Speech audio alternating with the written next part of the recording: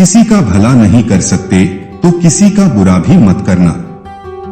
यदि आपका मन पवित्र है तो साक्षात ईश्वर आपके हृदय में निवास करते हैं। मोह माया में फंसा जीव भटकता रहता है। इस माया को बनाने वाला ही मुक्तिदाता है। भगवान उस हृदय में निवास करते हैं जिसके मन में किसी के प्रति बैर भाव नहीं है, कोई लालच या द्वेष नहीं है। जीव को यह भ्रम है कि यह संसार ही सत्य है, किंतु जैसा वह समझ रहा है वैसा नहीं है। वास्तव में संसार असत्य है। ईश्वर की भक्ति बड़े भाग्य से प्राप्त होती है। यदि आप में थोड़ा सा भी अभिमान नहीं है तो निश्चित ही आपका जीवन सफल है। कभी भी अपने अंदर अभिमान को जन्म न दें। एक छोटी सी चींटी शक्कर के दानों को बीन सकती है, परंतु एक विशालकाय हाथी ऐसा नहीं कर सकता। हरि के समान बहुमूल्य हीरे को छोड़कर अन्य की आशा करने वाले अवश्य ही नरक जाएंगे। यानी प्रभु भक्ति को छोड़कर इधर उधर भटकना व्यर्थ है। जिसके हृदय में रात दिन राम समाये रहते हैं, ऐसा भक्त राम के समान है। उस पर न तो क्रोध का असर होता है और न ही काम भावना उस पर हावी हो सकती है। मनुष्य को हमेशा अच्छे कर्म करते रहना चाहिए, उससे मिलने वाले फल की इच्छा नहीं करनी चाहिए। क्योंकि कर्म करना मनुष्य का धर्म है तो उसका फल मिलना हमारा सौभाग्य। जिस प्रकार तेज हवा के कारण सागर में बड़ी बड़ी लहरें उठती हैं और फिर सागर में ही समा जाती हैं, उनका अलग अस्तित्व नहीं होता। इसी प्रकार परमात्मा के बिना मानव का भी कोई अस्तित्व नहीं है। राम कृष्ण हरि ईश्वर करीम राघव सब एक ही परमेश्वर के अलग अलग नाम हैं।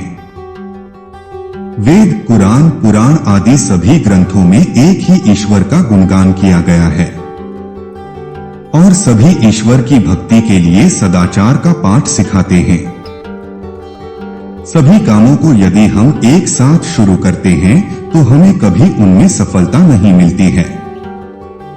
ठीक उसी प्रकार यदि किसी पेड़ की एक एक टहनी और पत्ती को सींचा जाए और उसकी जड़ को सूखा छोड़ दिया जाए तो वह पेड़ कभी फल नहीं दे पाएगा। कोई भी व्यक्ति किसी जाति में जन्म के कारण नीचा या छोटा नहीं होता है। किसी व्यक्ति को निम्न उसके कर्म बनाते हैं। इसलिए हमें सदैव अपने कर्मों पर ध्यान देना चाहिए। हमारे कर्म सदैव ऊंचे होने चाहिए।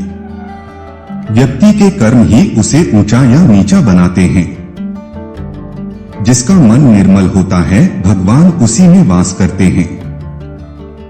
जिस व्यक्ति के मन में कोई बैर भाव नहीं है, किसी प्रकार का लालच नहीं है, किसी से कोई द्वेष नहीं है, तो उसका मन भगवान का मंदिर दीपक और धूप है।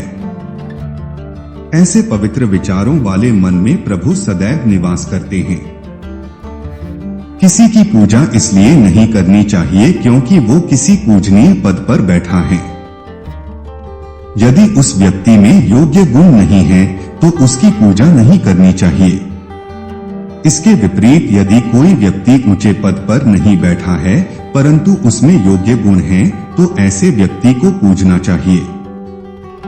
भ्रम के कारण सांप और रस्सी तथा सोने के गहने और सोने में अंतर नहीं जाना जाता, किंतु भ्रम दूर होते ही इनका अंतर ज्ञात हो जाता है। उसी प्रकार अज्ञानता के हटते ही मानव आत्मा परमात्मा का मार्ग जान जाता है। तब परमात्मा और मनुष्य में कोई भेदभाव वाली बात नहीं रहती। जिस तरह केले के पेड़ के तने को छीला जाए तो पत्ते के नीचे पत्ता, फिर पत्ते के नीचे पत्ता और अंत में पूरा पेड़ खत्म हो जाता है, लेकिन कुछ नहीं मिलता। उसी प्रकार इंसान भी जातियों में बांट दिया गया है। इन जातियों के विभाजन से इंसान तो अलग अलग बंट जाता है और अंत में इंसान भी खत्म हो जाते हैं, लेकिन यह जाति खत्म नहीं होती है।